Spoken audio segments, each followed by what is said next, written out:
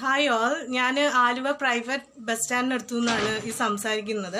അപ്പം ഞങ്ങളിവിടെ ഉച്ചയ്ക്ക് ഒരു 1:30 ഒരു നാടോടി സ്ത്രീ ഒരു കുട്ടിയെ കൊണ്ട് ഇവിടെ ഒരു വല്ലാത്തൊരു സിറ്റുവേഷനിൽ കാണുകയും അവരുടെ ഭർത്താവെന്ന് പറയുന്ന ആള് ആ കുട്ടീനെ ഇവർ തട്ടിക്കൊണ്ടു വന്നാന്ന് പറയുകയും ചെയ്തിട്ട് ഞങ്ങളെല്ലാവരും ഒന്ന് കൂടി അവരെ ചോദ്യം ചെയ്തു.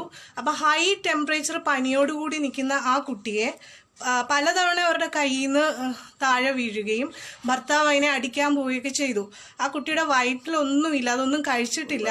അപ്പം അതിനെ ഞങ്ങളെല്ലാവരും കൂടെ ചെന്ന് ചോദ്യം ചെയ്ത് ആ കുട്ടീനെ ഞങ്ങൾ എടുത്ത് മാറ്റി പോലീസിനും ചൈൽഡ് ലൈനിനും ഏൽപ്പിച്ചിട്ടുണ്ട്. ആലപ്പുഴയിൽ നിന്ന് തട്ടിക്കൊണ്ട് വന്നതാന്ന് ഇപ്പൊ ഒരു ന്യൂസ് ഞങ്ങൾ കേൾക്കുന്നുണ്ട്. കുട്ടിയെ ഞങ്ങളെല്ലാവരും കൂടി തടഞ്ഞു നിർത്തി ആദ്യം ആ കുട്ടിയെ അവർ വലിച്ചെറിഞ്ഞു. രണ്ടുപേരും വെള്ളമാണെന്ന് പറയുന്നത്. ഞങ്ങളിപ്പോൾ പോലീസിന് കൈമാറിയിട്ടുണ്ട്.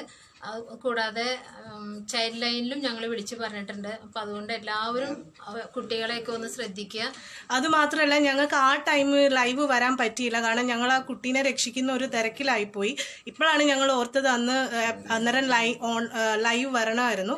പക്ഷെ ഞങ്ങൾ ഇതിൻ്റെ കൂടെ തന്നെ ആ കുട്ടിയുടെ ഫോട്ടോ ഇടുന്നുണ്ട്. അപ്പം എല്ലാവരും ഒന്ന് ഷെയർ ചെയ്യണം.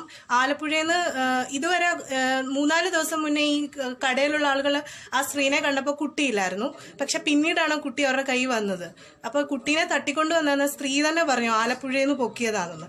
അപ്പം ഞങ്ങൾ ഇത് ഷെയർ ചെയ്യുന്നത് ആരെങ്കിലും നിങ്ങളെല്ലാവരും മാക്സിമം ഷെയർ ചെയ്ത് ഈ കുട്ടിയുടെ റിയൽ പേരൻസിനെ കണ്ടെത്താൻ ഹെൽപ്പ് ചെയ്യണം.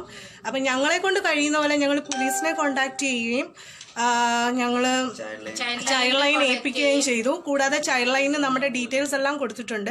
കുട്ടിയെ മാക്സിമം പ്രൊട്ടക്റ്റ് ചെയ്യുക, കറക്റ്റ് സ്ഥലത്ത് കുട്ടി എത്തിച്ചേരുക എന്നുള്ളതാണ് ഞങ്ങളുടെ ആവശ്യം.